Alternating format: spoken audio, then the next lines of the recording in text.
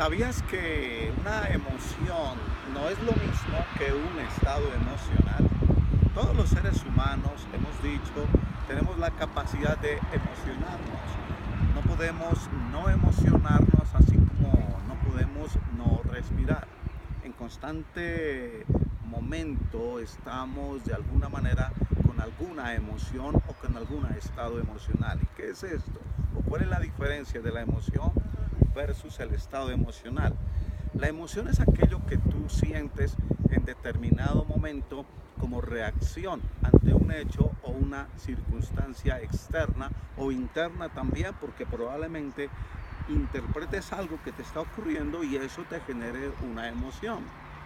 El estado emocional ocurre cuando tú te mantienes con una determinada emoción, cuando no has podido expresar o simplemente te has guardado esa emoción. Ejemplo, la rabia.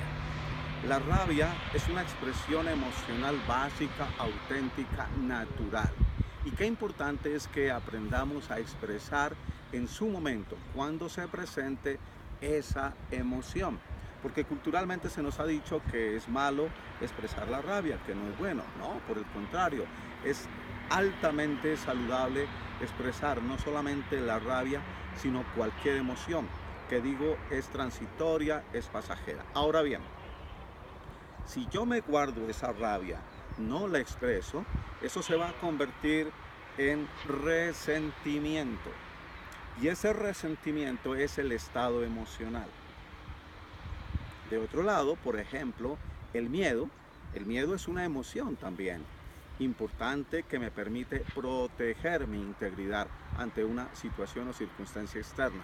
Pero si yo aprendo a guardarme ese miedo lo guardo y lo guardo, pues probablemente se va a convertir en pánico y ese en pánico va a obstruir mi capacidad de acción, me va a paralizar en muchos momentos y no voy a actuar en la vida haciendo frente a las circunstancias que necesito y que debo afrontar y enfrentar.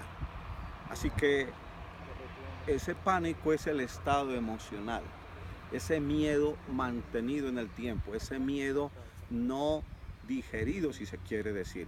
Lo mismo, por ejemplo, la tristeza. La tristeza ocurre de una manera sana, natural, ante la pérdida de algo o de alguien. Si se muere un ser querido, pues lo natural, lo biológicamente natural y aceptado es que yo sienta tristeza por la ausencia de ese ser querido. Pero de alguna manera en la capacidad que tiene todo ser humano de sobrellevar y sobreponerse a las cosas, pues en determinado momento, si pasan ya meses o años, ante la pérdida de ese ser querido y yo sigo sintiendo tristeza, ya no es tristeza, probablemente es depresión. Entonces, la depresión guardada, no gestionada, no expresada, no elaborada, se convierte en depresión. Y esa depresión es el estado emocional. Y todos los estados emocionales son nocivos de alguna manera, porque me bloquean en mi capacidad para expresar las otras emociones. Por ejemplo, una persona deprimida difícilmente va a tener capacidad de disfrutar la vida.